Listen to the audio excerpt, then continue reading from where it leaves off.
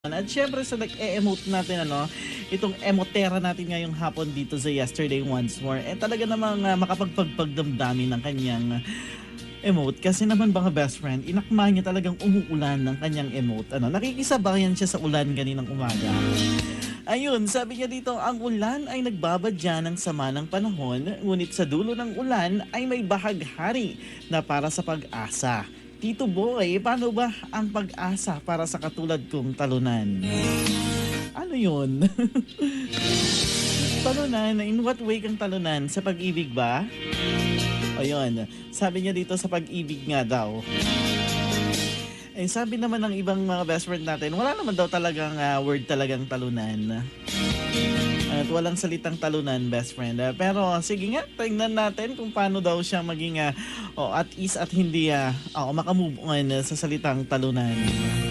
And sige mga best friend, 099845981444 is my official number mga best friend. Patulog daw po si Ricky, ayan, ng barangay Kalabuanan. Nako naman talaga ang hirap, mahirap ba talaga maging talunan, Luis Manzanas?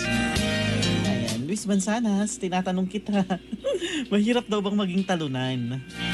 Ayan, kay Street Hunter ko na lang tanongin si Street Hunter ata mukhang nakamove on na. At syempre mga best friend, para sa mga nagmo-move on po ngayong hapon, isang magandang kanta para sa inyo po ito, My Heart Will Go On.